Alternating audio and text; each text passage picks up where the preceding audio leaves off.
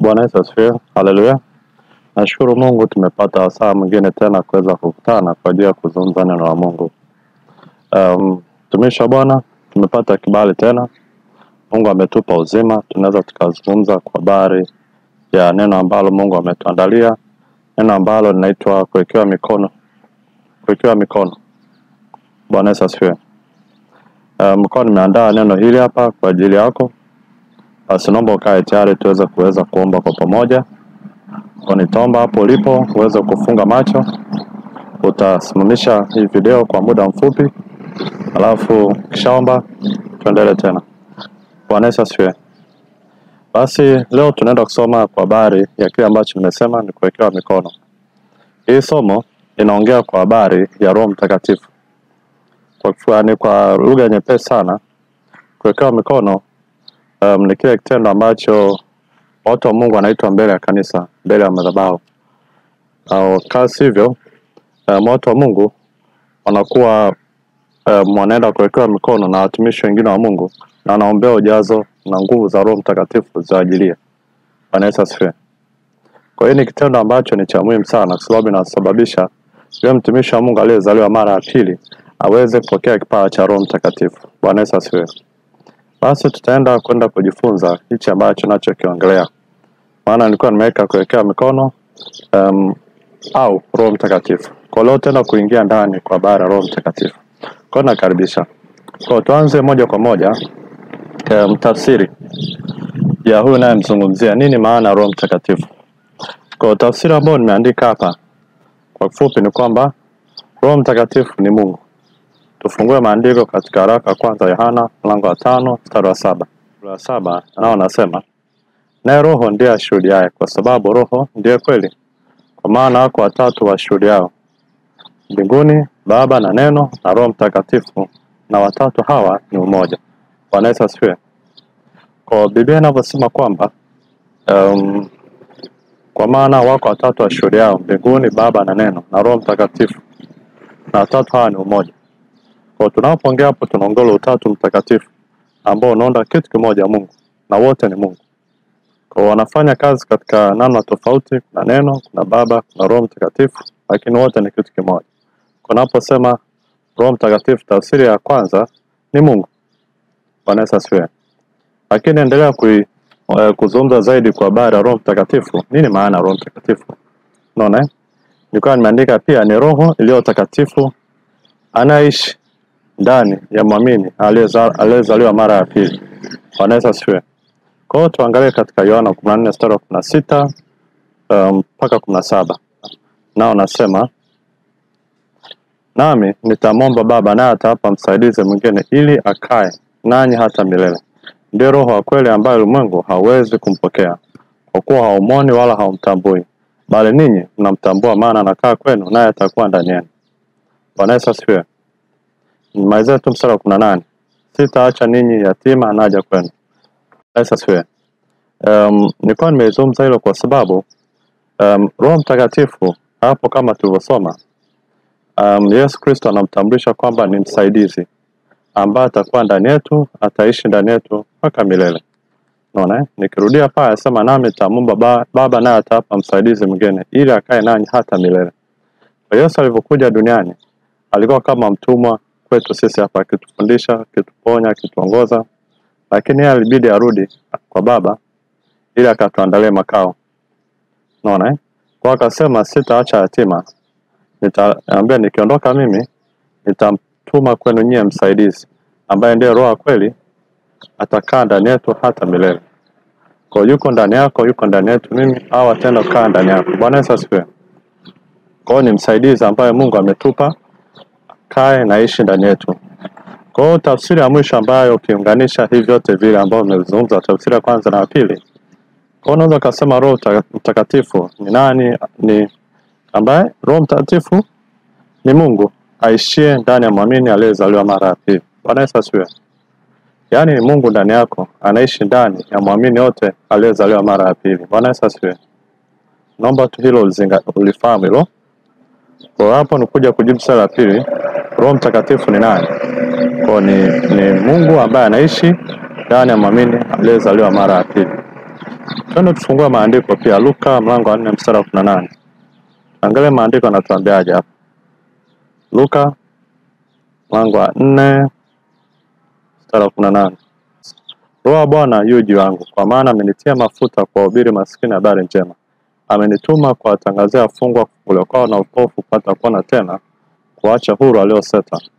Nikiendelea tena hapo,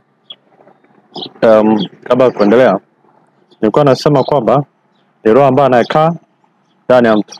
Tunamuona Roho Mtakatifu hapo, amyuko ndani ya Bwana wetu Yesu Kristo.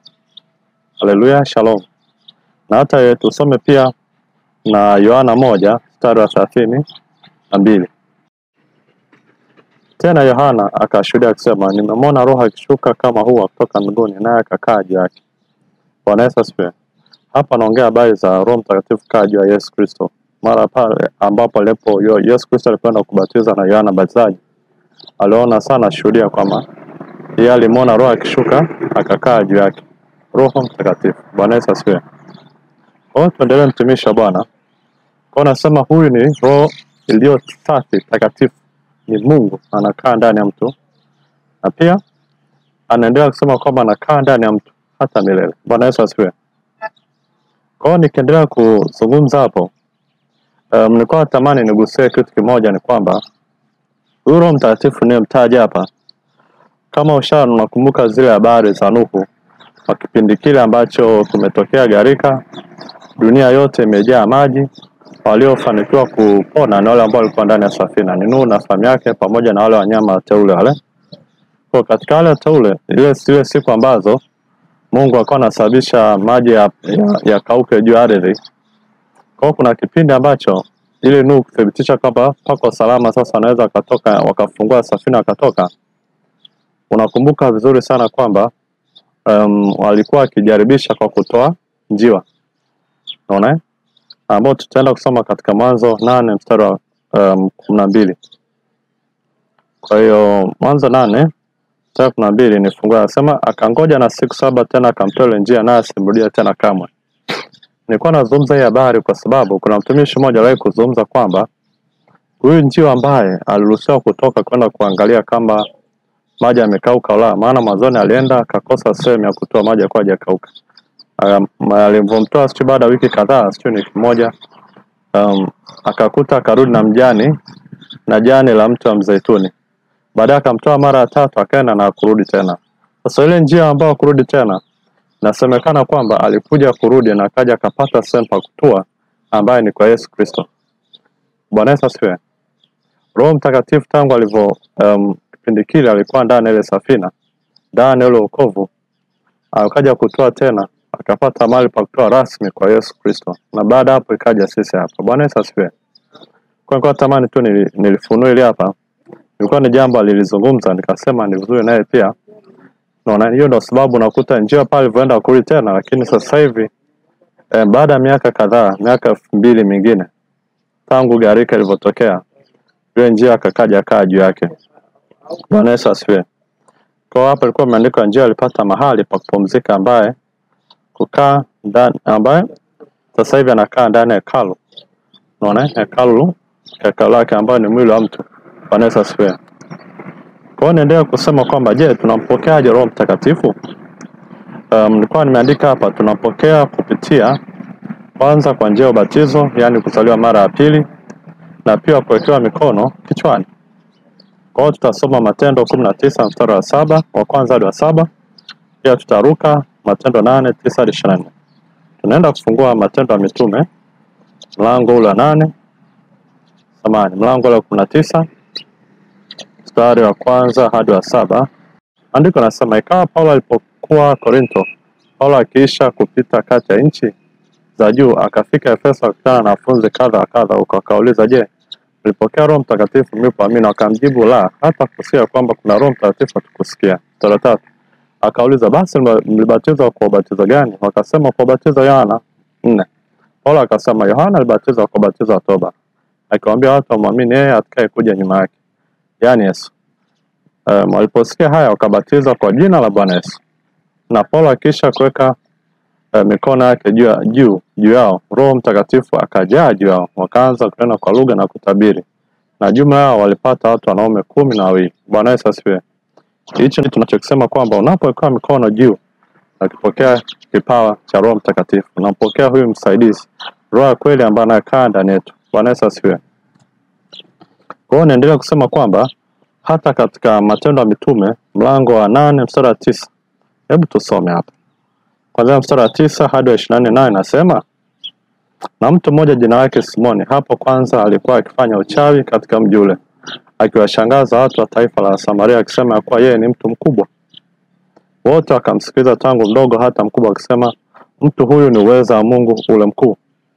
Wakamsikiliza kwa maana amewashangaza muda mwingi kwa uchawi wake. Lakini walipomwamini Filipo akizihubiri habari njema za ufalme wa Mungu na jina lake Yesu Kristo, akabatizwa wanaume na wanawake. Naye Simoni mwenyewe aliamini akabatizwa. Akashikamana na Filipo, akashangaa alipoziona ishara na miujiza mikubwa iliyotendeka. Na mitume waliokuwa kwa Yerusalemu waliposikia ya kwamba Samaria imekubali neno la Mungu, wakawapeleka Petro na Yohana, ambao waliposhuka wakaombea wampokee Roho Mtakatifu, kwa maana bado hajashukia hata mmoja wao, ila wamebatizwa tu kwa jina la Bwana Yesu. Ndipo wakaweka mikono yao juu yao na wakampokea Roho Mtakatifu. Naendelea. Hata Simoni alipoona kuwa watu wamepokea Roho Mtakatifu kwa kuwekewa mikono ya mitume, akataka kuwapa fedha akisema, nipe na mimi uwezo huu, ili kila mtu nitakayemwekea mikono yangu apokee Roho Mtakatifu. Lakini Petro akamwambia, fedha yako na ipotelee mbali pamoja nawe, kwa kuwa umedhania kuwa karama Mungu yapatikana kwa mali. Huna fungu wala huna sehemu katika jambo hili, kwa kuwa moyo wako si mnyofu mbele za Mungu. Aseme basi tubia uovu wako huu, kamwombe Bwana ili kama yamkini usamehe fikra hii ya moyo wako. Kwa maana na kuona katika uchungu kama nyongo, na tena katika kifungo cha uovu. Simoni akajibu akisema, niombeeni ninyi kwa Bwana, asinifikirie mambo haya mliyosema hata moja. Bwana Yesu asifiwe. Tumisha Bwana, nashukuru sana nimeweza kuisoma hiyo kisa kingine. Huyu Simoni, labda nizungumze kidogo. Huyu Simoni kama alivyosema ni mchawi. Kuna jamii ambazo unakuta kuna watu wanaibuka wanaokaa kama ni watu wakubwa kutokana na baadhi ya vitu wanavyofanya. Wengine wanakuwa na nguvu za uchawi, kwa wanakuwa wanapewa heshima hapa na pale. Kwa hiyo bwana naye pia injili ilipoenda kuhubiriwa akaokoka, akamwamini Yesu. Lakini tunaona hata naye pia pamoja na uchawi wake alibatizwa muamini Yesu, na akawekewa mikono akapokea kipawa cha Roho Mtakatifu. Lakini kidogo alikuwa amegafilika, anadhani kwamba karama ya Mungu inanunuliwa kwa fedha, wakati inapatikana kwa unyenyekevu, na alikwisha kuonesha unyenyekevu. Ni kwamba tu fikra yake ilikuwa potofu. Ndio maana akamkemea na akafanya toba, akabadilika katika njia zake. Lakini niseme hivi, mtumishi wa Bwana, tunaona jinsi ambavyo unapokea kipawa cha Roho Mtakatifu. Ni watu wa Mungu paka akuombea. Hao watumishi wa Mungu walivyomwamini wakabatizwa, na baada ya kubatizwa wakachukua hatua na kwenda kupokea kipawa cha Roho Mtakatifu. Bwana Yesu asifiwe. Ndipo walipokuja Yohana na Petro, wakatoka huko walikotoka baada ya Filipo kuhubiri injili. Basi wakaenda wakaita, wakakusanya, wakaombea, wakaweka mikono juu, wakapokea kipawa cha Roho Mtakatifu.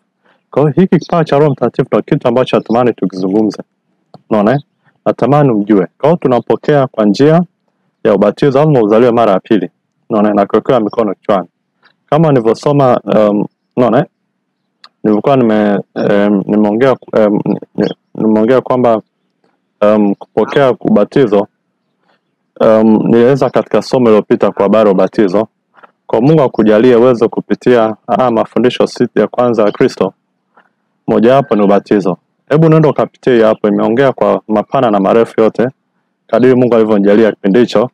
Kwa hiyo utapata kuelewa vizuri sana nini maana kubatizwa, kuzaliwa mara ya pili na umuhimu wake. Na baada hapo kinachofuata na kuweka mikono ni kitendo cha watumishi wa Mungu kuwekea mikono juu yako kichwani, na wewe hapo kuombewa kupata kipawa cha Roho Mtakatifu. Bwana Yesu asifiwe. Yaani kipawa cha Roho Mtakatifu na ujazo wake. Kwa hiyo tumeona hapo katika naomba tu nieneze kufungua pia katika Matendo. Umeona katika Matendo 8 12 hadi 17. Naomba tu nisome. Lakini walipomwamini Filipo akazihubiri habari njema za ufalme wa Mungu na jina lake Yesu Kristo, wakabatizwa wanaume na wanawake. Na yeye Simoni mwenyewe aliamini akabatizwa. Akashikamana na Filipo, akashangaa alipoziona ishara na miujiza mikubwa inayotendeka. Na mitume waliokuwa Yerusalemu waliposikia kwamba Samaria imekubali neno la Mungu, wakawapelekea Petro na Yohana, ambao walishuka wakaombea wampokee Roho Mtakatifu, kwa maana bado hajashukia hata mmoja wao, ila amebatizwa tu kwa jina lake Bwana Yesu. Na yeye mwenyewe ukiamini kabatizwa utapokea kipawa cha Roho Mtakatifu. Kwa hiyo maisha ndipo wakaweka mikono yao juu yao, nao wakampokea Roho Mtakatifu. Bwana Yesu asifiwe. Kwa Roho Mtakatifu hautoi pesa, haji kwa njia ya pesa, haji si kwa kujigaragara, ilishai tuwekewe mikono. Huu ndio utaratibu. Ingawa unaweza kuomba hiki kipawa cha Roho Mtakatifu, lakini Mungu ashaweka principle, taratibu, kwamba tafuta watumishi wa Mungu, waambie na haja kipawa cha Roho Mtakatifu. Nafanyaje? Kwa ushauri tubatize kama hujabatiza mara ya pili, alafu ombe, ndipo utapata. Kwa hiyo ningeanza kuishia hapo, lakini natamani pia tumuongee Roho Mtakatifu. Ndio maana naanza kumtambulisha kwa faida kila mmoja wetu. Bwana Yesu asifiwe. Basi naomba niendelee. Naendelea kwa habari ya hiki kile ambacho nachoitwa kazi za Roho Mtakatifu. Bwana Yesu asifiwe. Lakini kabla sijaenda huko nimalizie tu na andiko moja, Luka 4 mstari wa kwanza. Biblia inasema na Yesu hali amejaa Roho Mtakatifu alirudi kutoka Yordani akaongozwa na Roho muda wa siku 40 nyikani. Pale Yesu alipopokea kipawa cha Roho Mtakatifu, Biblia anasema Yesu hali amejaa Roho Mtakatifu. Kwa hiyo Roho Mtakatifu akaa ndani ya mtu na anaweza kaa ndani ya mtu anajaza nyumba nzima. Bwana Yesu asifiwe. Niendelee. Sasa tunaenda katika kazi za Roho Mtakatifu. Unaweza kuwa unaongea kwa habari Roho Mtakatifu lakini usimjue ni nani na kwa sababu gani anakaa ndani yetu. Kwa nenda kuzungumza kazi mbalimbali ambazo anazifanya Roho Mtakatifu. Naye nataka usijue. Na ukishajua uone jinsi alivyokuwa na thamani ni mkuu. Unaona? Utaelewa zaidi. Naomba tu nianze kunipitie moja baada ya nyingine. Kwa hiyo ninaendelea. Kazi ya kwanza ambayo nilikuwa nimeandika hapa, tunaona katika Isaya 61 mstari wa kwanza hadi wa 3 na Luka 4 na 8 hadi 16. Tuanze na Luka 4 na 8 hadi 16 mstari. Nao nasema akaenda Nazareti hapo alipolelewa. Na siku ya Sabato akaingia katika sinagogi kama ilivyokuwa desturi yake. Akasimama ili asome, akapewa chuo cha nabii Isaya, akakifungua chuo, akatafuta mahali palipoandikwa Roho wa Bwana yu juu yangu, kwa maana amenitia mafuta kuwahubiri maskini habari njema, amenituma kuwatangazia wafungwa kufunguliwa kwao, na vipofu kupata kuona tena, kuacha huru waliosetwa, na kutangaza mwaka wa Bwana uliokubaliwa. Akaburudishia mtumishi, akaketi na watu waliokuwamo katika sinagogi wakamkazia macho. Bwana Yesu asifiwe. Pia ile andiko kama tulivyosoma hapo limetoka katika kitabu cha Isaya 61 mstari wa kwanza na 3.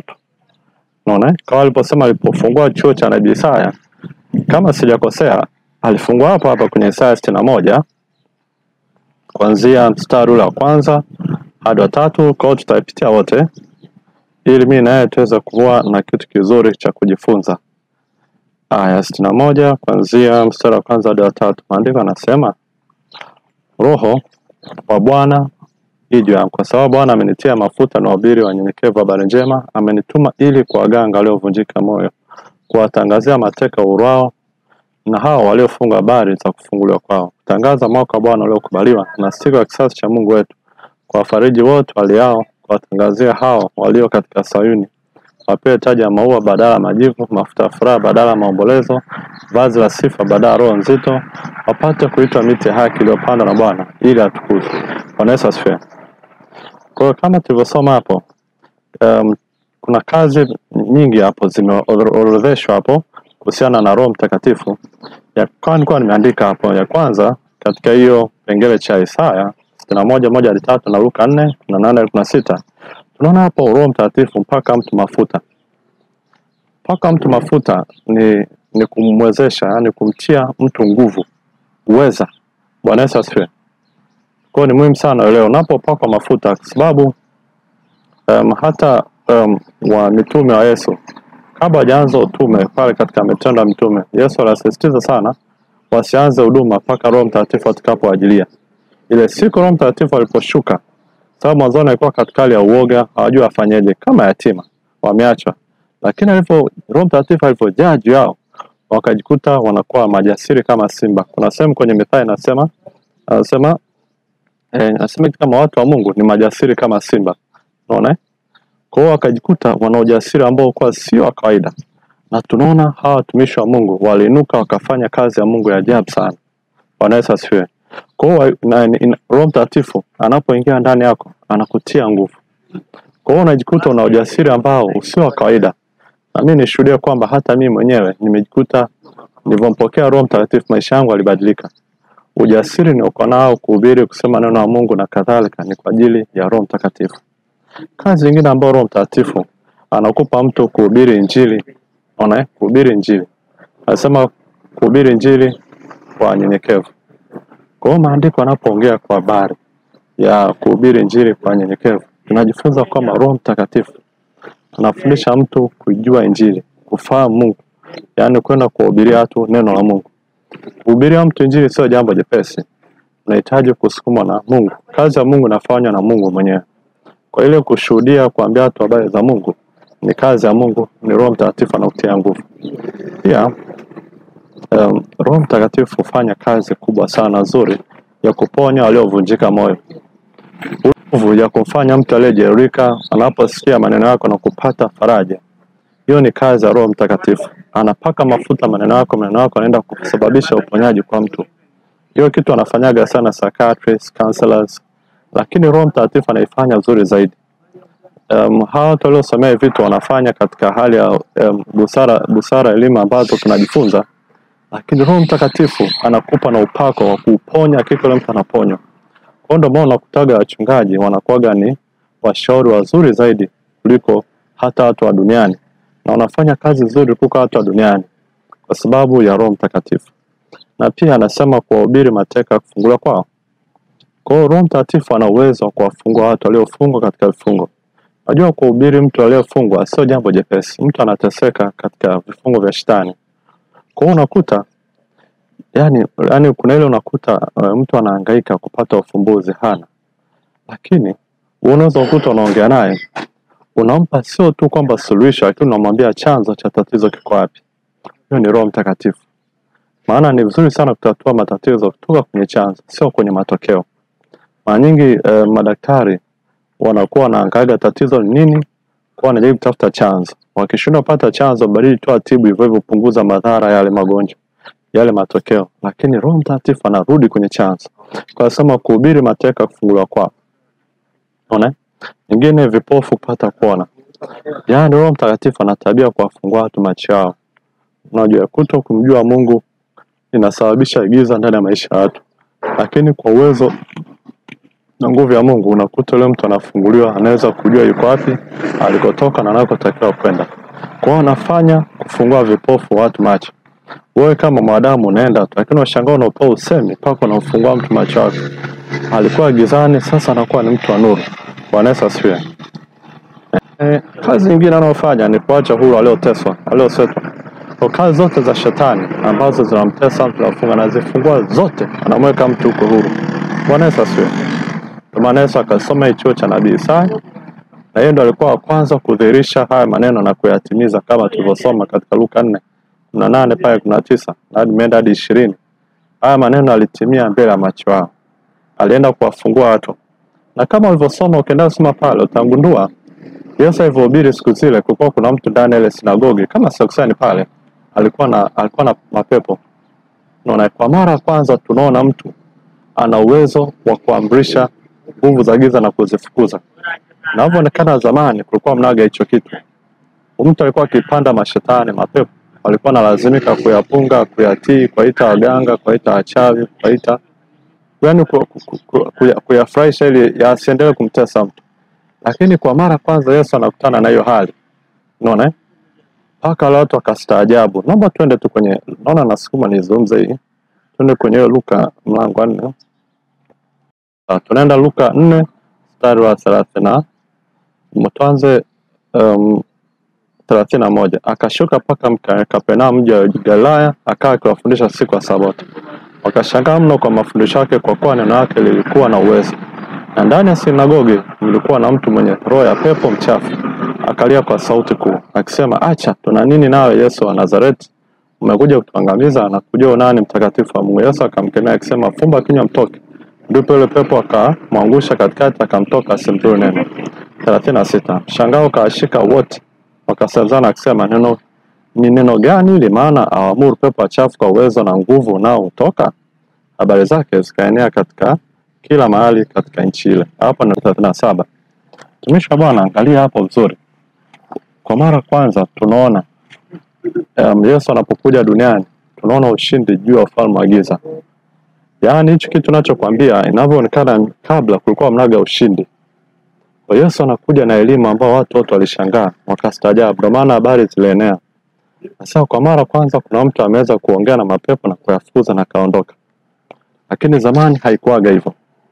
Kwa hiyo nakwambia Yesu hakika alikuja kwa ajili ya ukombozi wetu. Na hiyo ni kazi ya Roho Mtakatifu. Waache huru aliosetwa. Niendelee tena kazi nyingine ya Roho Mtakatifu. Kazi nyingine ya Roho Mtakatifu tunaona katika Isaya 11 mstari wa 2. Hii nayo pia utaipenda sana. Unaona Isaya 11 mstari wa 2 tunaenda kusoma. Bwana Yesu asifiwe. Bwana Yesu asifiwe. Isaya 11 mstari wa 2. Na Roho wa Bwana atakaa juu yake, roho ya hekima na ufahamu, roho ya shauri na uweza, roho ya maarifa na kumcha Bwana. Na furaha yake itakuwa katika kumcha Bwana, wala hata hukumu na kuyafuata nyayo kwa macho yake, wala hataonya kwa kuyafuata sikio kwa masikio yake. Bwana Yesu asifiwe. Hapa anaongelea kwa habari ya Yesu Kristo kujazwa Roho Mtakatifu juu yake. Kwa tunaona Roho Mtakatifu anapokaa ndani ya mtu huwa anaachilia roho zingine ndani yake. Hapo imetaja roho ya hekima, roho ya ufahamu, roho ya shauri, roho ya uweza, roho ya maarifa, roho ya kumcha Bwana. Na mwishowe roho nyingine ambayo tunaitaja ipo kitabu cha Matendo ya Mitume ni roho ya nguvu. Kwa hiyo naomba tu nifafanue kwa kiasi. Mfano kama roho ya hekima, taomba tufungue Mithali mlango wa 8. Mithali mlango wa 8. Mtashauri mtu asome Mithali 8 yote. Yote, lakini kwa sababu tuna kwenda moja kwa moja, naipata Mithali mlango wa 8 kuanzia mstari ule wa 11 mpaka 12. Tunaanza, maana hekima ni bora kuliko marejani, wala vyote vinavyotamanika havingani nayo. Mimi hekima nimefanya revu kwa kao langu, natafuta maarifa na busara. Bwana Yesu asifiwe. Kwa hiyo kuna hii roho ya ufahamu. Anaendelea kusema kwamba mstari wa 14, Mithali 8:14 nasema hivi, shauri ni langu na maarifa aliyosai, mimi ni ufahamu, mimi nina nguvu. Naendelea, kwa msaada wangu wafalme wamiliki na wakuu wanahukumu haki. Kwa msaada wangu wakuu utawala, kwa msaada wangu wakuu utawala na waungwana, naam, waamuzi wote wa dunia. Na wapenda wale wanipendao, na wale wanitafutao kwa bidii wataniona. Tajiri na heshima ziko kwangu, naam, tajiri hudumu na haki pia. Matunda yangu pita dhahabu, na dhahabu safi, na faida yangu pia pita fedha iliyoteule.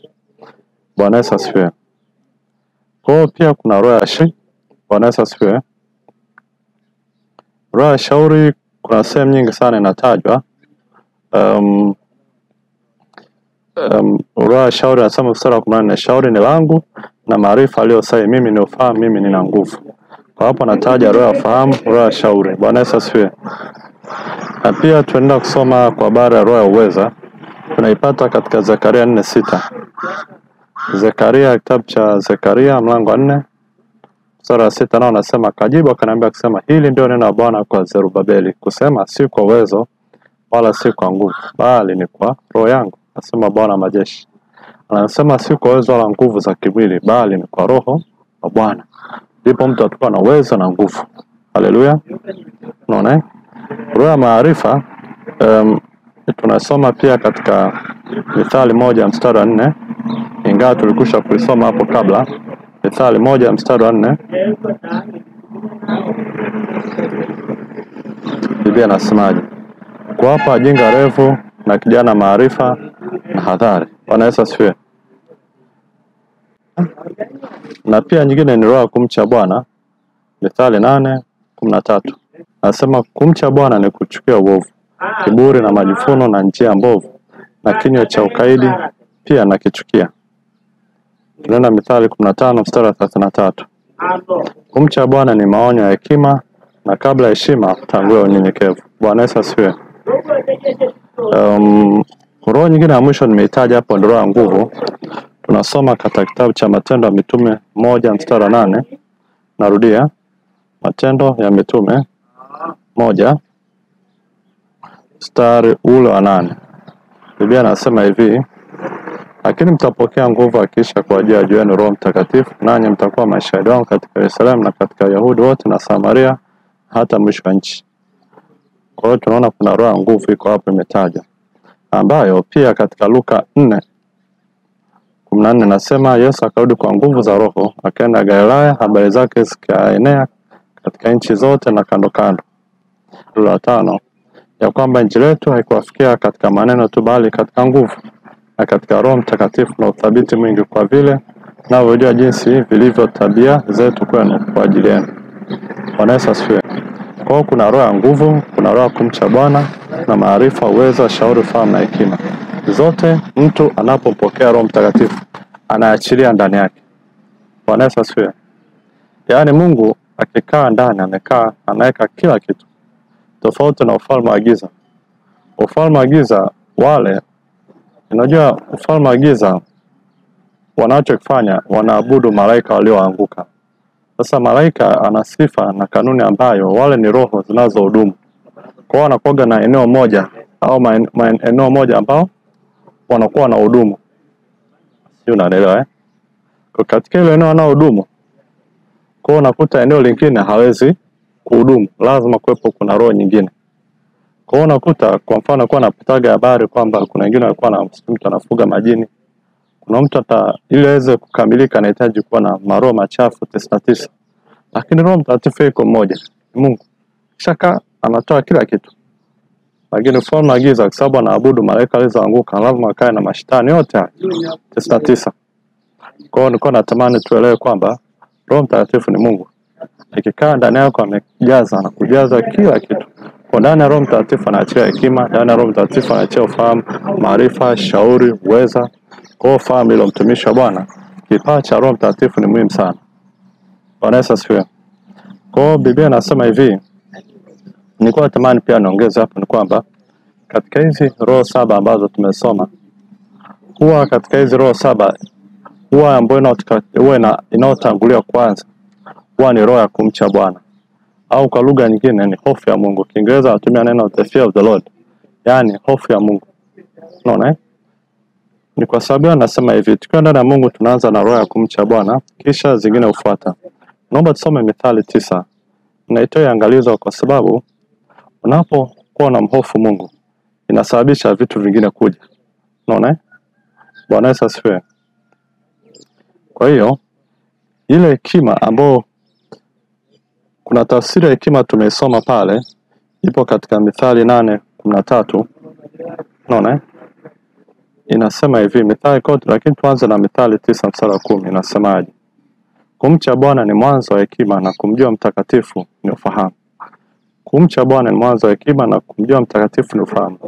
Kwa hofu ya Mungu ni mwanzo wa hekima, na kumjua mtakatifu yani Yesu ni ufahamu. Unaona eh? Kwa kitendo cha kumcha Bwana, yani kuwa na hofu ya Mungu, inasababisha hekima ije. Sio, na ndio mtumishi wa Bwana eh? Hilo kitu ulifahamu libebe. Hata katika Mithali 1:7 nasema kumcha Bwana ni chanzo cha maarifa, bali wapumbavu dharau hekima na adabu. Kwa unaona kumcha Bwana, ile hofu ya Mungu inasababisha sio tu hekima, unaona eh? Na pia chanzo cha maarifa. Kwa ni chanzo kwa hizi roho zote, nguvu, uweza. Kwa ni muhimu sana mtumishi wa Bwana kumwogopa Mungu, kumhofu Mungu. Hii inasababisha vitu vingine vyote kuja kwa wakati mmoja. Bwana Yesu asifiwe. Na hisi hapo umeelewa eh? Kama tulivyosoma katika Mithali 8:13, kumcha Bwana ni kuchukia uovu. Unaona eh? Kiburi na majivuno na njia mbovu na kinywa cha ukaidi pia nakichukia. Kwa hofu ya Mungu tafsiri yake ni kuichukia uovu. Yaani unapoichukia dhambi kwa sababu kwa kumhofu Mungu inasababisha wewe hapo vitu vingine vinafuata, roho ya hekima, maarifa, ufahamu na kadhalika. Kwa nini nataka nikupe tu hili jambo lielewe. Kumhofu Mungu inaanzaga hapo. Ukimhofu Mungu moja kwa moja hekima inakuja juu yako. Yaani hekima tu inakuja tu. Unaona? Sababu hutoitumia kile unachokijua, hekima, maarifa, ufahamu kwa matumizi mengine yote zaidi ya kumpendeza Mungu. Bwana Yesu asifiwe. Kwa hiyo naendelea kusema pia kazi nyingine za Roho Mtakatifu. Kazi nyingine ambayo Roho Mtakatifu huwa anagawa vipawa au anagawa karama. Unaona? Tunapata katika Wakorintho wa kwanza 12. Muhimu sana hiki kitu. Unaona, Wakorintho wa kwanza 12. Mstari wa kwanza hadi 12 zinatajwa. Kwa hiyo tutapitia tu ili unaozifahamu, na tukozifahamu huyo roho uliompokea au naenda kumpokea ujue. Nasema kwamba basi ndugu zangu, kwa habari ya karama za Roho sitaki mkose kufahamu. Unajua kuwa mlipokuwa watu wa mataifa mlichukua kufuata sanamu zisizonena kama mlivyoongozwa. Kwa hiyo naarifu kwamba hakuna mtu anaye katika roho wa Mungu kusema Yesu amelaaniwa, wala hawezi mtu kusema Yesu ni Bwana isipokuwa katika Roho Mtakatifu. Basi pana tofauti za karama, bali roho ni yeye yule. Tena pana tofauti za huduma, na Bwana ni yeye yule. Kisha pana tofauti za kutenda kazi, bali Mungu ni yeye yule atendaye kazi zote katika wote. Lakini kila mmoja hupewa ufunuo wa Roho kwa kufaidiana. Maana mtu mmoja kwa Roho hupewa neno la hekima, na mwingine neno la maarifa apendavyo Roho yeye yule. Mwingine imani katika Roho yeye yule, na mwingine karama za kuponya katika Roho yule mmoja, na mwingine matendo ya miujiza, mwingine unabii, na mwingine kupambanua roho, mwingine aina za lugha, na mwingine tafsiri za lugha. Lakini kazi zote huzitenda Roho huyo mmoja yeye yule, akimgawia kila mtu pekee yake kama apendavyo yeye. Bwana Yesu asifiwe. Nimeweza kuambia kama vile mwili ni mmoja na viungo vingi, na viungo vyote vya mwili mmoja ule navyo ni vingi, ni mwili mmoja. Vivyo hivyo na Kristo. Bwana Yesu asifiwe. Kwa hiyo tunazimainisha ziko karama 9. Kuna karama neno la hekima, na karama ya neno la maarifa, karama imani, karama uponyaji, karama matendo ya miujiza. Kwa kuna karama unabii, kuna karama upambanua roho, kuna karama aina ya lugha, na kuna karama tafsiri ya lugha. Kwa hiyo tunaendelea. Kwa nama tu nichambue tu kwa kupitia maandiko. Sitozungumza sana, lakini maandiko mengi yanajielezea. Kwa twende katika Matendo 6, kuanzia mstari wa 3 mpaka 5. Basi ndugu, chagueni watu 7 miongoni mwenu walioshuhudiwa kuwa wema, wenye kujawa na roho na hekima, ili tuwaweke juu ya jambo hili. Na sisi tutadumu katika kuomba na kulihudumia lile neno. Neno hili likapendeza machoni wa mkutano wote, wakamchagua Stefano mtelejea imani na Roho Mtakatifu, na Filipo na Prokoro na Nikanori na Timoni. Bwana Yesu asifiwe. Na Nikamoni na Nikolao mwongofu wa Antiokia. Bwana Yesu asifiwe. Hapo tunaona kwamba walikuwa natafuta mtu mwenye hekima. Unaona, mwenye kujaa Roho Mtakatifu. Kwa hiyo tunaona walivyokuja baadaye wakaja kumchagua Stefano. Waliona kabisa amejaa Roho Mtakatifu na pia na hekima. Kwa Roho Mtakatifu hutoa hekima na akaiona ndani ya Stefano hata akamchagua. Bwana Yesu asifiwe. Pia Marko 13 mstari wa 11. Marko 13 mstari wa 11, na Biblia inasema, na watakapowachukua ninyi na kuwasaliti, usitafakari kwanza mtakaosema, lakini lolote mtakalopewa saa ile semeni, kwa maana si ninyi msemalo, bali ni Roho Mtakatifu. Bwana Yesu asifiwe. Kwa hapo nilikuwa natambulisha kitu kinachoitwa neno la maarifa, lakini pia inaweza kaa ni neno la hekima. Hakuweza kuzungumza kwa sababu hapo kuna wakati fulani unahitaji neno la hekima, kuna wakati fulani neno la maarifa. Kwa pia tunaweza kuona katika Efeso 1:17 andiko linasemaje? Mungu wa Bwana wetu Yesu Kristo Baba wa utukufu awape ninyi roho ya hekima na ufunuo katika kumjua yeye. Kwa hiyo roho ya hekima, Bwana Yesu asifiwe, ambayo inazaa neno la hekima. Pia tunaenda katika karama nyingine, ni karama neno la maarifa, ambayo nimekwisha kuizungumza katika Marko 13:11, lakini tuone pia na Matendo 4:31. Matendo ya Mitume mlango 4:31 nasemaje? Hata alipokwisha kumwomba Mungu mahali pale walipokusanyika pakatikiswa, wote wakajaa Roho Mtakatifu, wakanena neno la Mungu kwa ujasiri. Bwana Yesu asifiwe. Kwa hiyo tunaona kwamba hawa watumishi wa Mungu walipewa maarifa ya neno la Mungu wakainena kwa ujasiri. Kwa Mungu anatoa neno la Mungu na kuinena kwa ujasiri. Kwa pia kuna Matendo ya Mitume 13 mstari wa 44. Hata Sabato pia watu wengi karibu mji wote wakusanyika walisikia neno la Mungu. Bwana Yesu asifiwe. Tunakuja karama nyingine. Ni karama inaitwa ya imani. Karama ya imani tunaipata katika Yuda 1 mstari wa 20. Yuda 1 mstari wa 20. Anasema bali ninyi wapenzi mkijenga juu ya imani yenu iliyo takatifu sana na kuomba katika Roho Mtakatifu. Kwa hiyo kuna karama ya imani ipo. Na Roho Mtakatifu humpatia mtu kwa ajili ya kuifaidia kanisa. Kuna sehemu nyingine unakuta mtu anatamka jambo katika imani na inakuwa. Hiyo inafanya kazi ni karama ya imani. Pia kuna karama ya uponyaji na pia kuna karama ya matendo ya miujiza. Karama ya uponyaji tunaona sana katika ikifanya kazi. Sababu Yesu alikuwa amejaa Roho Mtakatifu, anasema kuwaponya waliowafungwa. Kwa hiyo tulishaizungumza huko nyuma jinsi ambavyo Yesu alikuwa akiponya sana watu magonjwa yao na kuwafungua waliokuwa wamefungwa na nguvu za giza. Na pia kuna karama ya matendo ya miujiza. Inainishwa katika Matendo 5 mstari wa 12. Biblia inasemaje? Nasema hivi, na kwa mikono ya mitume zikafanyika ishara na maajabu mengi katikati ya watu.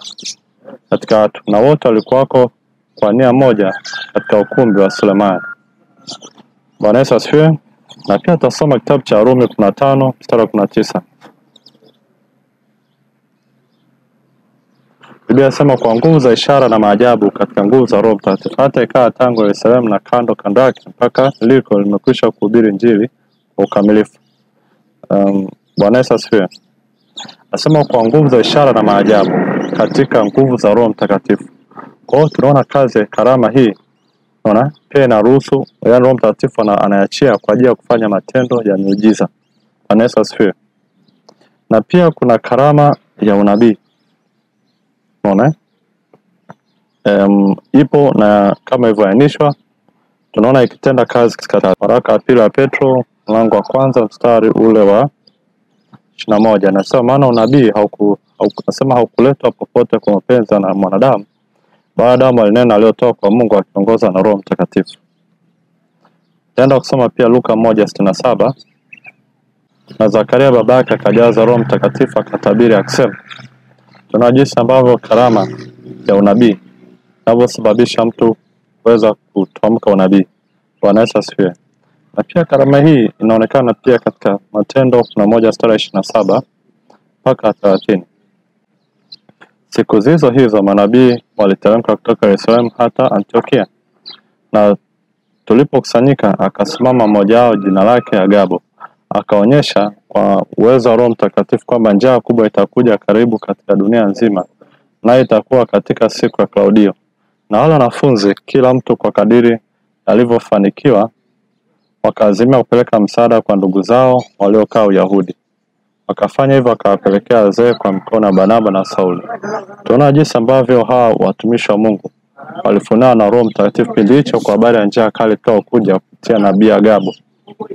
Nao pia wakapitia unabii wakafanya kazi na ikaja kweli kutukia. Roho Mtakatifu pia achia karama unabii. Na kuna karama nyingine ambayo inaitwa kupambanua roho. Tutaenda kusoma katika Matendo mlango wa 5 mstari ule wa 1 hadi 13. Soma mstari wa 1 hadi 11. Lakini mtu mmoja jina lake Anania pamoja na Safira mkeo aliuza mali.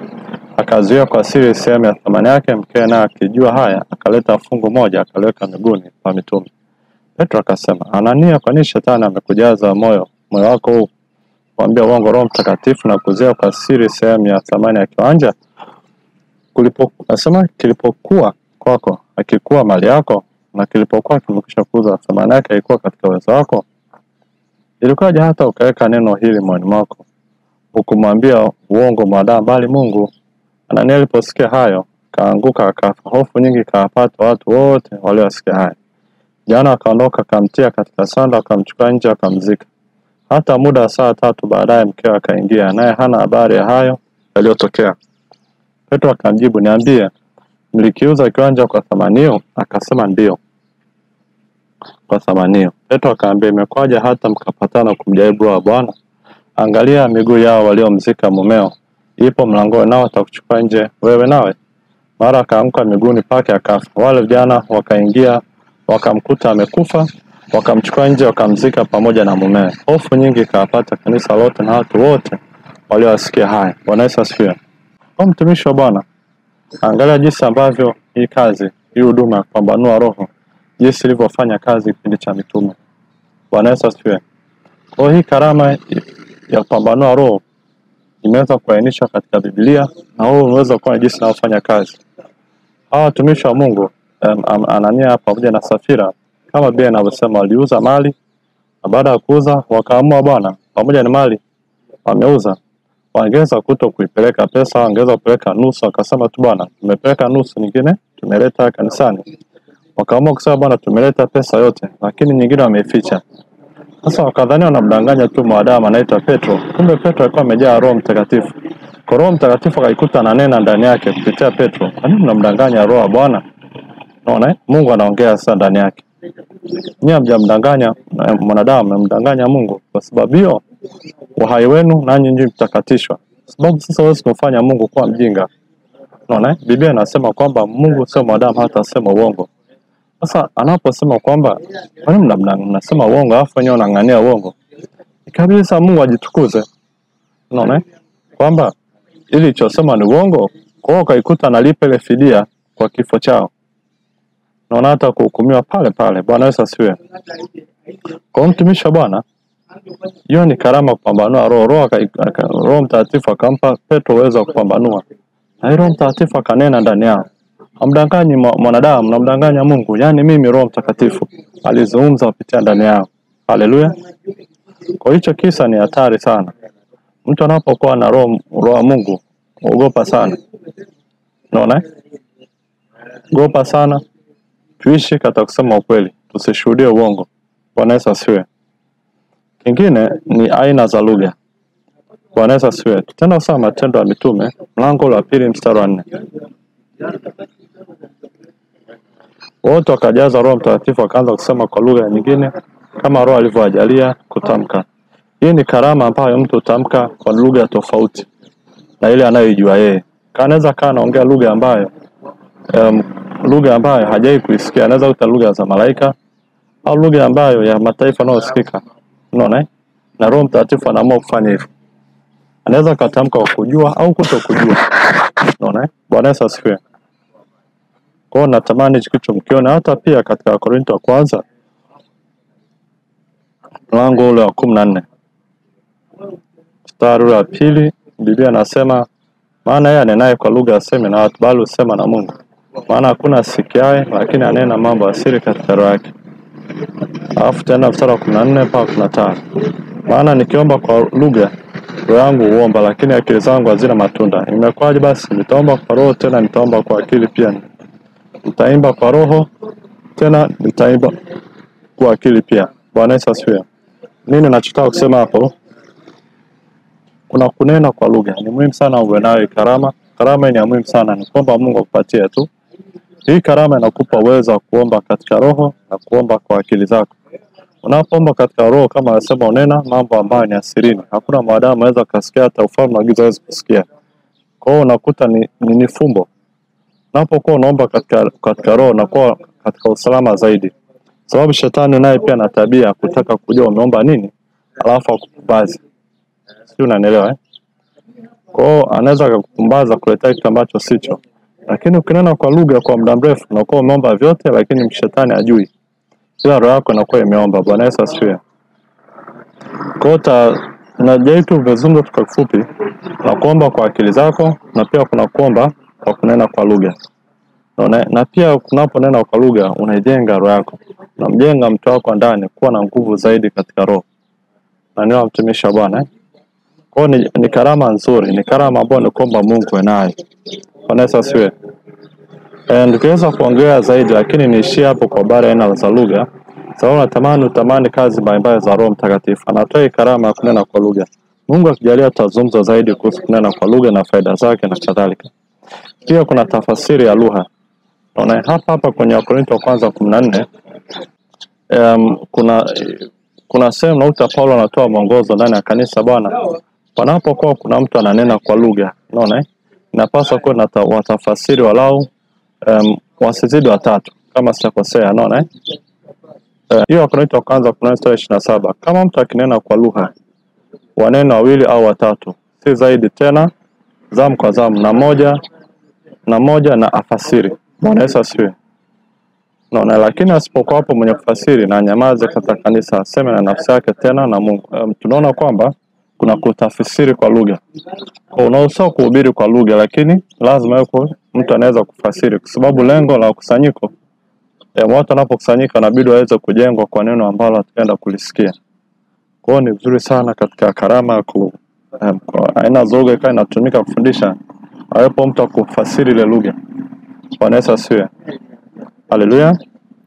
Kwa kazi zingine za Roho Mtakatifu ambazo tunaziona kwenye Biblia, ingawa ni Mungu anafanya kazi zote, kila kitu, lakini kwa kuwa ndani yetu amekaa kama msaidizi, naenda kuainisha kupitia Biblia. Na mwingine unaweza utanafanyika hazikuwahi kuandikwa huko, lakini na hapa naenda kuonyesha vile ambavyo vimeandikwa kwa Biblia ambao ni maandiko ambao nimeweza kupitia na kuonesha hizo kazi, baadhi ya kazi. Kwa hiyo tunaona kwamba kazi zingine ambazo zofanya, tunaongea kwa habari ya kazi ya karama za Roho Mtakatifu, roho 7 za Mungu, unaona na ile pale Yesu asema roho Bwana amenitia mafuta, zile kazi za ainisha kuhubiri injili, zile ni kazi za huduma.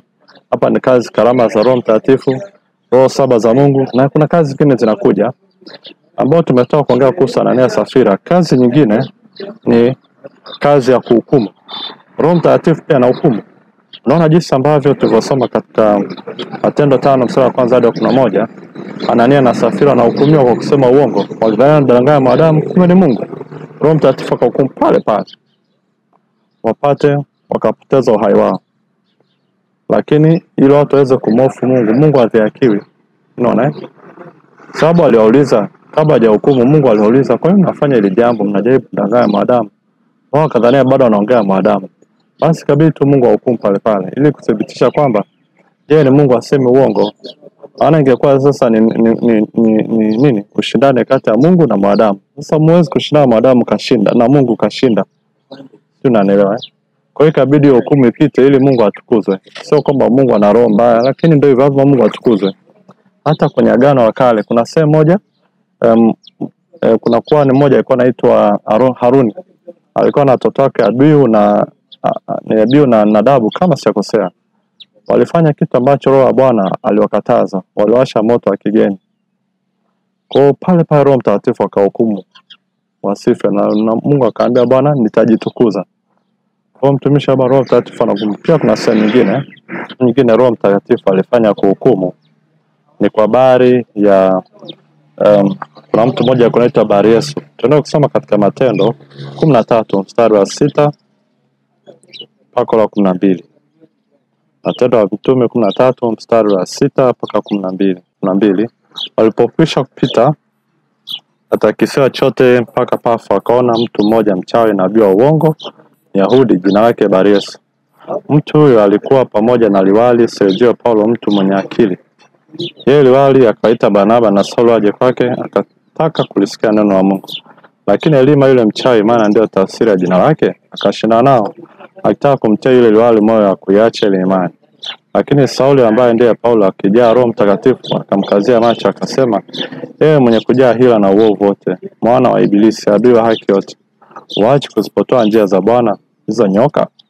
Basi angalia, mkono wa Bwana uji wako, nayo utakuwa kipofu usilione jua kwa muda. Maana mara kiwi kikamwangukia na giza, akazunguka na kumtafuta mtu wa kumshika mkono na kumongoza. Ndipo ile liwali alipoona yaliyotendeka akaamini, akayastaajabu mafundisho ya Bwana. Bwana Yesu asifiwe. Tunaona jinsi ambao Roho Mtakatifu alimhukumu huyu jamaa anaitwa Elima, alikuwa mchawi. Unaona alijaribu kumzoea Sergio Paulo, alikuwa ni mtu, alikuwa ni liwali, yani kama ni kiongozi, alikuwa mwenye akili, akitaka kumzuia asisikie neno la Mungu. Alijua kabisa hawa jamaa wakija hapa watamhubiria. Wakao alikuwa anafanya, huyu bwana Elima alikuwa anafanya kazi ya kuzuia kazi ya Mungu.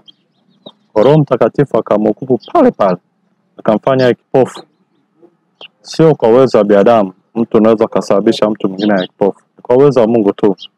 Kwa hiyo neno likathibitika, yule jamaa akawa kipofu kwa siku kadhaa. Bwana Yesu asifiwe. Kwa hiyo bari Yesu akaikuta anaibika na Mungu anatukuzwa. Baada pale Sergio Paulo akaokoka na akae muamini. Bwana Yesu asifiwe. Pia kazi nyingine ya Roho Mtakatifu hutoa furaha. Bwana Yesu asifiwe. Katikati ya changamoto. Unaona? Tunaenda kusoma hiyo Matendo 13 mstari wa 48 mpaka 52. Mataifa waliposikia hayo wakafurahi, wakalitukuza neno la Bwana, nao waliokuwa wamekusudia uzima wa milele wakaamini. Neno la Bwana likaenea katika nchi ile yote, Wayahudi wakawafitinisha wanawake wataua wenye cheo na wakuu wa mji, wakataharakisha watu waudhi Paulo na Barnaba, wakatoa katika mipakao. Nao wakakung'utia mavumbi ya miguu yao wakaenda Ikonio, na wanafunzi walijaa furaha na Roho Mtakatifu. Yaani ilitokea kwamba kina Paulo na Barnaba walipokuwa wakihubiri injili ya sehemu, walikuta wamefanya vurugu, wakachukua wakaenda wakawatoa nje mpakao. Unaona Sasa kata kuwatoa nje mpakao kuwatupa huko. Anasema wanafunzi walijaa furaha na Roho Mtakatifu. Pamoja na hali ya mateso aliyopitia, Yesu aliwapa nguvu ya kufurahia, wasione kama ni dhiki au taabu. Bwana Yesu asifiwe. Pia katika Thessalonike ya kwanza mlango wa kwanza sura ya 6 Biblia inasema nanyi mkawa wafuasi wetu na Bwana kisha kulipokea neno katika dhiki nyingi pamoja na furaha ya Roho Mtakatifu. Kwa huwa anamtia nguvu watumishi wake waweze kuvumilia. Anatia furaha sema ambapo ni ngumu sana kupata furaha.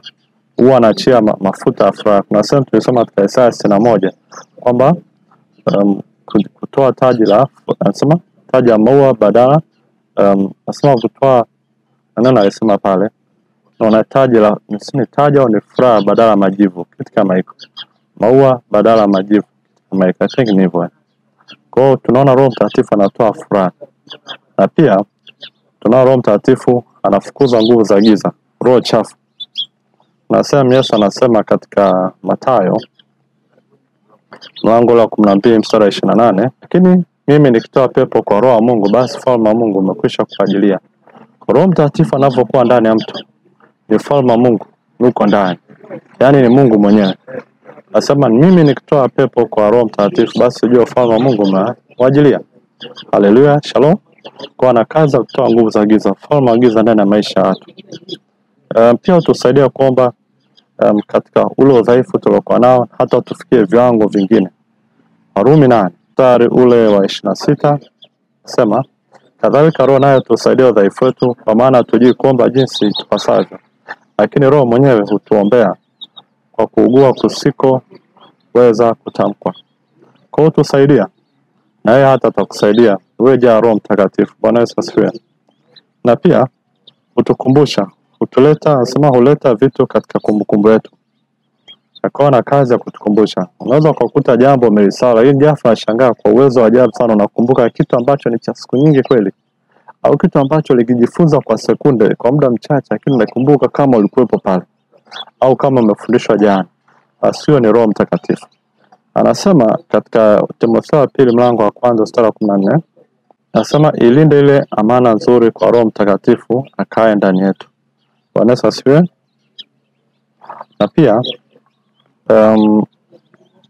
katika Yohana 14:26 ndio imesema weka nzuri zaidi. Hizo Roho Mtakatifu ambaye Baba atampeleka kwa jina langu atawafundisha yote na kuwakumbusha yote niliowaambia. Naomba niendelee na 27. Amani nawachieni amani yangu na nasema niwapavyo mimi sivyo kama ulimwengu utoavyo. Tafadhali mwenendo wala msiwe na woga. Bwana Yesu asifiwe.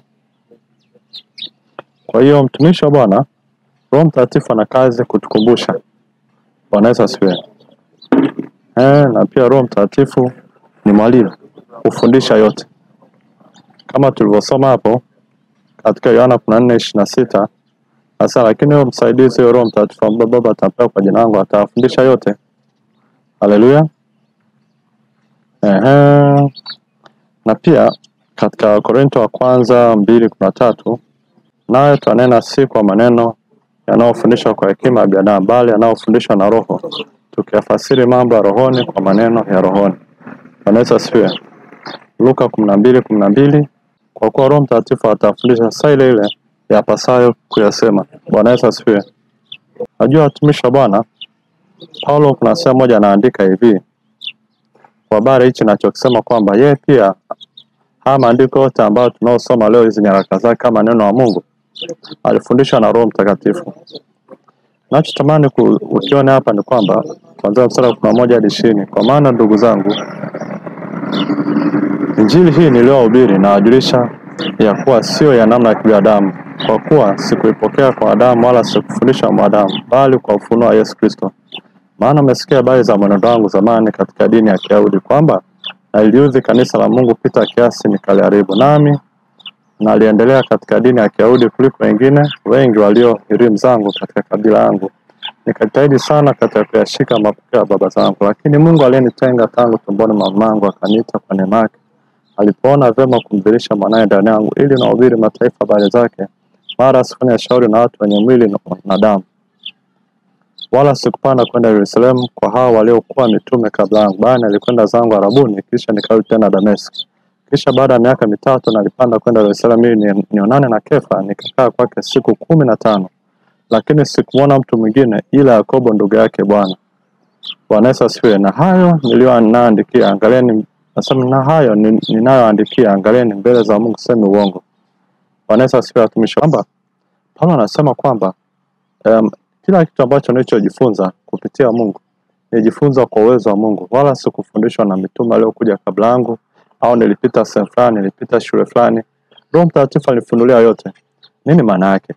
Maana yake ni kwamba vitu vya Mungu fundishwa na Roho Mtakatifu. Yaani kwa lugha nyepesi ni hivyo. Haya maneno ya Mungu ninayofundisha hapa, mimi mwenyewe sikuvuviwa na mwanadamu, nilifundishwa na Roho Mtakatifu. Biblia ipo, lakini unahitaji Roho Mtakatifu kufundishwa na kuelewa. Yaani kuelewa, yaani kufundisha ili uweze kuelewa inavyotakiwa. Natamani nitoe angalizo moja kwa ambao mnaenda kusoma katika chuo cha Biblia. Sheria inataka kabisa watu utaka kufanya kazi ya Mungu, wewe si ufungue kanisa au ufungue huduma ya kiroho, upite kwa chuo cha Biblia. Ni muhimu sana kupata ile elimu, namna kufanya uongozi, utaratibu, ujue vitu vinaendaje, ni muhimu sana. Lakini unapokuja katika kujifunza neno la Mungu, neno la Mungu haliwezi kufundishwa na maadamu. Vya Mungu vinafundishwa na Mungu, kama ambavyo vya Mungu vinahitaji Mungu kukuwezesha kufanya. Ndio maana kuna hizo roho 7 zinakaa ndani yako. Hilo neno roho hekima, maarifa, ufahamu, kazi yake ndio hiyo, kulikupa uwezo wa kufahamu mambo ya Mungu. Unaona? Kwa usije ukaenda kwa chuo cha Biblia ukafundisha theolojia ukao umeridhika. Tuchukue tu ni mwanzo tu ulichojifunza vyote vile. Lakini unapokaa katika Roho Mtakatifu, ukaruhusu Roho Mtakatifu akufundishe, utajikuta unafundishwa vitu katika ngazi ya ajabu hujaiona. Kwa mtumishi wa Bwana, fahamu kwamba kama Paulo alivyoandika, unaona? Yote aliyojifunza hakufundishwa kwa uwezo wa mwanadamu yote. Alikaa muda mrefu mpaka baadaye alipoenda kukutana na watumishi wengine, na alikaa kwa muda mchache tu, na yote akafundisha yote haya. Akaongea habari za mbingu ya tatu, habari za vitu vya ajabu. Kwa naye pia tujifunze kupitia Paulo. Unaona, kufundisha mambo ya Mungu. Anasema tutanena hekima ya Mungu katika siri, ile ambayo haikuwepo katika moyo wa mwanadamu yote, bali kwa Mungu peke yake. Kwa mtumishi wa Bwana, nisiendelee kuzungumza ile swala. Elimu ni muhimu. Elimu ya theolojia ni muhimu sana, ni nzuri. Isipokuwa unapoenda kujifunza sio kaishia kusema kwa kuwa nimesoma hiki kitu. Unaona hii filosofia ambayo inafundisha wanadamu kwa habari ya kumjua Mungu. Yaani maana theo ni Mungu, logi ni study. Unaona, ni elimu ya Mungu. Sasa elimu tuchukue tu ni mwanzo tu, lakini vitu vyote vya Mungu vinahitaji ufundishwe na Roho Mtakatifu ili tafsiri yako iendane sambamba na tafsiri ya Mungu. Usije ukakuta na kuwa na tafsiri ya binadamu na fundisha kwa uwezo wa binadamu. Kwa hiyo natamani niweke hilo angalizo kwa faida yako mimi na wewe. Kwa Roho Mtakatifu ndiye anayetakiwa kukufundisha ili Mungu atukuzwe ndani yako, ili Mungu atukuzwe yeye. Usio kaita umefundishwa unahubiri Injili baadaye unaanza sema bwana ninashukuru kile chuo kilinifundisha Biblia. Sasa Mungu hawezi kuruhusu utukufu wake agae na wanadamu, haiwezekani. Kwa maana hicho kitu tunatoa kama angalizo, soma pata elimu. kama ikibidi upite njia hiyo, na baada hapo ruhusu Roho Mtakatifu akufundishe. Unanielewa eh? Hiyo ulichojifunza sasa mruhusu Roho Mtakatifu akufundishe yeye anavyotaka uelewe. Unanielewa? Na Mungu akubariki. Kwa hiyo niendelee. Kazi nyingine mthibitisha Yesu katika maisha yetu, yaani kwamba Yesu ndiye kweli, amina na kweli, ni Roho Mtakatifu. Unaona? Mtu kumjua Yesu ni kwa njia ya Roho Mtakatifu. Na Wakorintho wa kwanza mlango wa 12:3 nasemaje? Kwa hiyo naarifu ya kwamba kuna mtu anenaye katika Roho wa Mungu kusema Yesu amelaaniwa, wala hawezi mtu kusema Yesu ni Bwana isipokuwa katika Roho Mtakatifu. Kwa anamthibitisha Yesu, anamtambulisha Yesu vizuri sana kwa muamini, ni Roho Mtakatifu. Ufanya utu wetu wa ndani mpya kila siku. Wakorintho wa pili mlango wa 4 mstari wa 13 mpaka wa 16. Lakini kwa kuwa tuna roho ile ile ya imani, kama ilivyoandikwa, naliamini na kwa sababu hiyo nalinena, sisi nasi tuamini na kwa sababu hiyo twanena, tukijua kwamba yeye aliyemfufua Bwana Yesu atafufua sisi pamoja na Yesu na kutudhurisha pamoja naye. Kwa maana mambo yetu ni kwa ajili yenu, ili neema hiyo ikiongezwa sana na hao walio wengi, shukrani zidishe na Mungu atukuzwe. Kwa hiyo hatulegei, bali japokuwa utu wetu nje unachakaa, lakini utu wetu ndani unafanya upya siku kwa siku. Bwana Yesu asifiwe. Kwa ni Roho Mtakatifu ufanya upya utu wetu ndani kwa kulisoma neno la Mungu na kutubadilisha. Pia anasema uisha miili yetu pia. Unaona? Katika Rumi 8, tunasoma Rumi 8:11. Inasemaje? Lakini kwa roho yake yeye aliyemfufua Yesu katika wafu anakaa ndani yenu. Yeye alimfufua Kristo katika wafu, ataiwisha na miili yetu iliyo katika hali ya kufa kwa roho wake anayekaa ndani yetu. Bwana Yesu asifiwe. Kwa ataiwisha miili yetu iliyokufa. Mtu niseme tu wengine mtumishi wa Bwana. Naomba ni lakini kwa roho yake yeye aliyemfufua Yesu katika wafu anakaa ndani yenu. Yeye aliyemfufua Kristo Yesu katika wafu ataiwisha na miili yenu iliyo hai katika hali ya kufa kwa roho wake anayekaa ndani yenu. Mtu yote akitaka kuishi maisha marefu, jaa Roho Mtakatifu. Ukitaka kuishi maisha marefu asiokuwa na ule uzee wa kuchakaa ambao huwezi kuinuka, upofu wa macho, jaa Roho Mtakatifu, utashangaa Mungu anakutendea muujiza. Ana uwezo wa kuisha. Naona jinsi ambavyo hata mwenyewe kinapopitia misukosuko ya maradhi, napoomba Roho Mtakatifu anahuisha mwili. Na wakati fulani mwili unachoka, lakini ikiingia kwenye maombi nikiinuka, mwili umeinuka, umehuishwa. Anaweza akakuisha katika uchovu, katika magonjwa, katika uzee, katika uharibifu aina yote kwa mwili ambao sasa yuko nje ya uwezo wako. Lakini ukiomba Roho Mtakatifu anafanya, sababu ana spare part, ana uwezo, yeye ni Mungu ndani yako na anajua. Bwana Yesu asifiwe.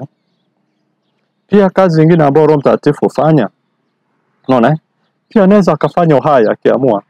Yaani sio kufua kitu kama alivyofua Yesu, hiyo ni kuleta uhai. Naweza kaa ni moja mfano. Lakini hata jinsi ambavyo alivyomuumba Yesu ndani ya tumbo la Mariamu. Mathayo 1:18 tusome hapo. Kuzaliwa kwake Yesu kulikuwa ni Mariamu mama yake alipokuwa ameposa na Yusufu kabla hajakaribiana, aliokaa na mimba kwa uwezo wa Roho Mtakatifu. Kwa alitenezwa hai ndani ya tumbo la Mariamu ambaye anaitwa Yesu. Ile mimba ilikuwa ni kwa uwezo wa Roho Mtakatifu. Kwa hiyo ana uwezo wa kufanya kitu hai. Unaona? Nyingine Roho Mtakatifu hufunua mambo. Kwa nisema kunaweza kufundisha, unaona? Unaona? Lakini pia hufunua mambo. Unaona? Kwa hiyo ameandika hapa Luka 2:26, na alikuwa ameonywa na Roho Mtakatifu kwamba hataona mauti kabla kumwona Kristo wa Bwana. Huyo hapa alikuwa anamwongea nani? Naona nianze 25. Natazama pale Yerusalemu palikuwa na mtu jina lake Simoni, naye ni mtu mwenye haki mcha Mungu, akitarajia faraja ya Israeli, na Roho Mtakatifu alikuwa juu yake. Naye alikuwa ameonywa na Roho Mtakatifu kwamba hataona mauti kabla kumwona Kristo Bwana.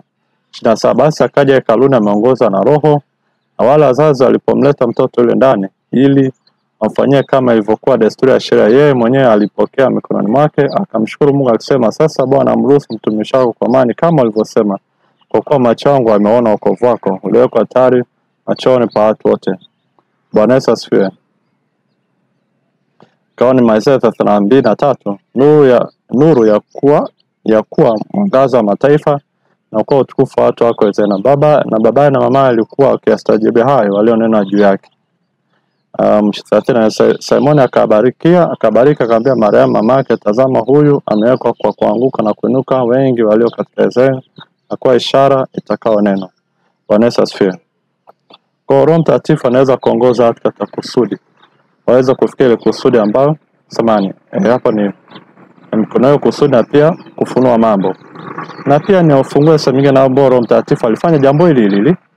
Matendo 10 mlango wa 10 mstari wa 19 inasema, na Petro alikuwa akiyafikiri yale maono, Roho akamwambia, wako watu watatu wanakutafuta.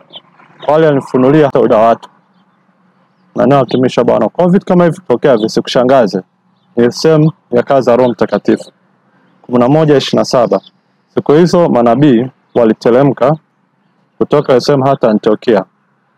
Anaendelea, kwa alikuwa na udele habari ya kwamba, na tulipokusanyika akasema mmoja wao jina lake Agabo, akaonyesha kwa uwezo wa Roho Mtakatifu kwamba njaa kubwa itakuja ya karibu katika dunia nzima, nayo itatukia katika siku za Klaudio.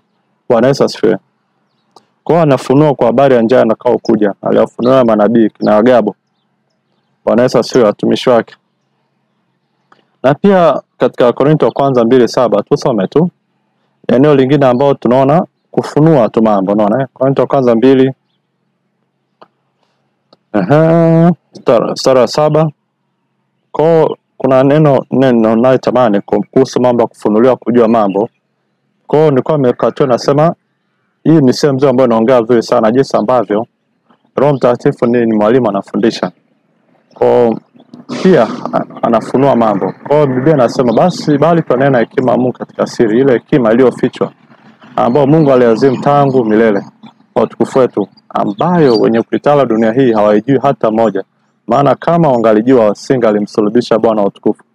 Lakini kama ilivyoandikwa, mambo ambayo jicho halikuona wala sikio halikusikia wala kuingia katika moyo wa mwanadamu, mambo ambayo Mungu aliwaandalia wampendao. Lakini Mungu ametufunulia sisi kwa Roho, maana Roho huchunguza yote, hata mafumbo ya Mungu. Maana nani katika binadamu ajue mambo ya binadamu? Unaona? Ila roho ya binadamu iliyo ndani yake. Vivyo hivyo na mambo ya Mungu hakuna fahamu ila roho ya Mungu. Unasikia? Lakini sisi hatukupokea roho ya dunia, bali roho atokaye kwa Mungu, makusudi tupate kuyajua tuliyokirimiwa na Mungu. Naye tuyanena si kwa maneno leo na yanayofundishwa kwa hekima ya binadamu, bali yanayofundishwa na Roho, tukiyafasiri mambo ya rohoni kwa maneno ya rohoni. Basi mwanadamu anasema basi mwanadamu kwa tabia asili apokee mambo ya Roho wa Mungu, maana kwake huyo ni upuzi, wala hawezi kuyafahamu kwa kuwa yatambulika kwa jinsi ya roho. Lakini mtu wa rohoni yatambua yote, wala yeye hatambuliwi na mtu. Maana ni nani aliyefahamu nia ya Bwana amwelimishe? Lakini sisi tunao nia ya Kristo. Bwana Yesu asifiwe. Walikuwa wanatambulisha kwamba kufunua mambo. Lakini kama nilivyokuambia kule nyuma kwamba ni mwalimu, unasema mimi anasema mambo ya Mungu anapaswa anafundishwa na Mungu peke yake. Sababu huwezi kujua mambo ya Mungu pasipo roho ya Mungu. Haleluya. Kwa hiyo ameandika sehemu nyingine kuongoza watu katika kusudi lao. Unaona kuna mistari mingi imeweka hapo. Kwa hiyo nitasoma Luka 4 mstari wa kwanza. Na Yesu hali amejaa Roho Mtakatifu arudi toka Yordani, akaongoza na Roho muda wa siku 40 nyikani, akijaribiwa na Ibilisi, na siku hizo alikuwa hali kitu, hata zilipotimia aliona njaa. Unaona? Kwa hiyo Roho alimuongoza Yesu nyikani akajaribiwa na Ibilisi. Kwa hiyo ongoza watu. Unaona? Hata mimi naye ninapaswa sema hao wanaoongoza Roho Mtakatifu ndio wana wa Mungu. Kuja niendelee Mathayo 4. Mathayo 4. Endelea hapo. Mathayo 4 mstari wa kwanza. Kisha Yesu alipandisha Roho nyikani ili ajaribiwe na Ibilisi. Hapo ameongoza na Roho. Luka 2:25 mpaka 35. Luka 2:25 mpaka 35. Natazama pale sasa palikuwa na mtu jina lake Simeoni, na ni mtu mwenye haki, mcha Mungu, akitarajia faraja ya Israeli, na Roho Mtakatifu alikuwa juu yake. Na alikuwa ameonya Roho Mtakatifu kwamba hataona mauti kabla ya kumwona Kristo Bwana. Basi akaja hekaluni ameongozwa na Roho, na wale wazazi walimleta mtoto Yesu ndani ili afanye kama ilivyokuwa desturi ya sheria. Kuna Simoni aliongoza na Roho kwenye hekalu ili akaone tumaini wakati huo, ambaye ni Yesu Kristo kuzaliwa duniani. Haleluya. Kwa kuna Matendo 8 ya Mitume mstari wa 29. Roho akamwambia Filipo, sogea karibu na gari hili ushikamane nalo. Haleluya. Na pia katika Matendo 11 mstari wa 12 maandiko yanasema, Roho akaniambia nifuata nao nisione tashwishi. Ndugu hawa 6 nao wakaenda pamoja nami, tukaingia katika nyumba ya mtu yule. Naona anataja Roho. Bwana Yesu asifiwe, Roho Mtakatifu. Kwa katika Matendo 16:6-11 wakapita katika nchi ya Frigia na Galatia, wakikataza na Roho Mtakatifu asihubiri lile neno katika Asia. Walipofika kukabili Misia, wakajaribu kuenda Bithinia, lakini Roho wa Yesu hakuwapa ruksa. Wakapita Misia, wakateremkia Troa. Paulo akatokewa na maono usiku, alimwona mtu wa Makedonia amesimama kimsii, anamwambia, vuka uje Makedonia utusaidie. Bwana Yesu asifiwe. Unasema 11, basi alipokwisha kuona ile maono, mara tukataka kutoka kwenda Makedonia, kwa kuwa tuona hakika kwamba Mungu ametuita tuhubiri habari njema. Basi tukang'oa nanga toka Troa, tukafika Samotrake kwa tanga moja, na siku ya pili tukafika Neapoli. Bwana Yesu anaona. Kwa niendelee nyingine, Warumi 8 hiyo. Inawezekana kuna kusudi kwa nini nasoma maandiko mengi katika pengele hiki, ni kwa faida yako. Warumi 8:14, kwa kuwa wote wanaongozwa na Roho wa Mungu hao ndio wana wa Mungu. Anaendelea, Roho mwenyewe ushuhudia pamoja na roho zetu kwa sisi tu watu wa Mungu, na kama tu watoto basi tu warithi na wa Mungu, warithiwa pamoja na Kristo, naam tukiteswa pamoja naye ili tupate na kutukuzwa pamoja naye. Haleluya. Na pia mwisho ni Galatia 5:18, lakini viongozi na Roho hampo chini ya sheria. Kwa Roho Mtakatifu anatakiwa kuwa kiongozi wako na anafanya kazi ya kuongoza katika kusudi ambao Mungu amekupa. Niendelee. Roho Mtakatifu pia ana uwezo wa kufanya muujiza. Inawezekana ingia katika eneo la matendo ya miujiza, lakini ninachokilenga ni kutoesha mtu kutoka sehemu moja kwenda nyingine. Ni miongoni ya kazi ambazo alizifanyaga. Kwa hiyo tutaenda kusoma katika Matendo 8:26-40 kuelewa tu tukio zima. Na inawezekana unaisikia kwa mara ya kwanza. Kuna mtu mmoja anaitwa Filipo, tena kumsoma 26-40. Malaika wa Bwana akasema na Filipo akamwambia, ondoka ukapande upande wa kusini hata njia ile teremkayo kutoka Yerusalemu kwenda Gaza, nayo ni jangwa. Na akaondoka, kena mara akamwona mtu wa Kushi, toashi mwenye mamlaka chini ya Kandake malkia wa Kushi, aliyewekwa juu ya hazina yake yote, naye alikuwa amekwenda Yerusalemu kuabudu. Akawa akirejea ameketi garini mwake akisoma chuo cha nabii Isaya. Roho akamwambia Filipo, sogea karibu na gari hili ushikamane nalo. Basi Filipo akaenda mbio, akamsikia anasoma chuo cha nabii Isaya, akanena, je, yamekuelea hayo nayasoma? Akasema, itawezaje kuelewa mtu asiponiongoza? Akamsihi Filipo apande na kuketi pamoja naye. Na fungu la maandiko alilokuwa akisoma ni hili, aliongoza kwenda machinjoni kama kondoo, na kama vile mwana kondoo alivyokimya mbele yake amkatae manyoya, vivyo hivyo yeye naye hafuniki kinywa chake. Katika kujidhili kwake hukumu yake iliondolewa. Ni nani atakayeeleza kizazi chake? Kwa maana uzima wake umeondolewa katika nchi. Yule toasha akamwambia Filipo asema, na kuomba nabii huyu asema maneno haya kwa habari ya nani? Ni habari zake mwenyewe au za mtu mwingine? Filipo akafunua kinywa chake, naye akaanza kwa andiko hilo akamhubiri habari njema za Yesu. Wakawa wakiendelea njiani, wakafikia mahali penye maji. Yule toasha akasema, tazama maji haya, ni nini kinachonizuia nisibatizwe? Filipo akasema, ukiamini kwa moyo wako wote inawezekana. Akajibu naamini ya kwamba Yesu Kristo ndiye mwana wa Mungu. Akaamuru ile gari lisimame, wakateremka wote ili majini, Filipo na yule toashi, naye akambatiza. Kisha alipopanda toka majini, Roho wa Bwana akamnyakua Filipo yule toashi asimwone tena. Basi alikwenda zake akifurahi. Lakini Filipo akaonekana katika Azoto, na alipokuwa akipita akahubiri Injili katika miji yote hata akafika Kaisaria. Ona kwamba Filipo alikuwa amekwenda hiyo njia, akajikuta anakutana naye toashi, akamhubiria Injili. Baada ya kumhubiria Injili, naona akuta na hangaika kusoma kitabu cha chuo cha nabii Isaya, akamweza kumfundisha kwa sababu alikuwa ndio hitaji lake. Baadaye yule toasha akaona sasa hapa ni vema na mimi pia nibatizwe, ni muamini Yesu. Unaona nizalie mara ya pili. Kwa alipofanya hiyo alivyokubali na baada hapo akambatiza. Lakini kitu cha ajabu kinatokea mara alipopanda toka majini. Roho Mtakatifu akamtoesha. Akamtoa katika yale mazingira fumba na kufumbua. Kamwacha na yule mkuu alimwacha akajikuta ameabukia sehemu moja inaitwa Azota. Kwa neno la Mungu natufundisha kwa habari ya kwamba Roho Mtakatifu ana uwezo hata kufanya hilo jambo. Shalom shalom. Shalom shalom. Kwa hiyo ni miongoni mwa kazi ambazo anafanya Roho Mtakatifu. Bwana Yesu asifiwe. Kwa Roho Mtakatifu alikuwa alimtumia Filipo katika kuhubiri sehemu moja, na hapo alipompeleka sehemu nyingine Azota akaendelea hivyo hivyo kuhubiri. Bwana Yesu asifiwe. Pengine kingine ambao nataka tuangalie vya mwishoni ni kwamba Roho Mtakatifu kaa ndani yetu. Bwana Yesu asifiwe. Tunaenda kufungua katika Korintho wa kwanza mlango wa 3 mstari wa 16. Biblia inasema hamjui kuwa ninyi mmekuwa hekalu la Mungu na kwa Roho wa Mungu anakaa ndani yenu. Kwa kazi nyingine ya Roho Mtakatifu ni kukaa ndani ya muamini na kumsaidia katika udhaifu wake, kumtumia kama apendavyo. Kwa Roho Mtakatifu atakaa ndani yako na anatakiwa kae ndani yetu sisi sote. Bwana Yesu asifiwe. Pointi ya mwisho, kazi nyingine ni kuweka watu huru. Wakorintho wa pili mlango wa 3 mstari wa 17, maandiko yanasema basi Bwana ndiye Roho, lakini alipo Roho Bwana hapo ndipo penye huru.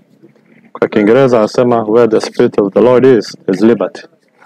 Maana yake ni kwamba Roho Mtakatifu humweka mtu huru, kama ambavyo maandiko mengine yanasema kama mwana akiweka huru utakuwa huru kweli kweli. Kwa mtumishi wa Bwana nimeweza kuainisha aina kazi mbalimbali za Roho Mtakatifu. Huyo kaa ndani yako atakubadilisha maisha yako, atakubadilisha wewe na unapaswa uwe naye. Unaona, kwa nyingine ambao sitataja, kwa mfano anakupa ushindi juu ya dhambi, anakupa ushindi wa kuishi maisha kumtegemea Mungu, anakupa ushindi wa kumtegemea Mungu.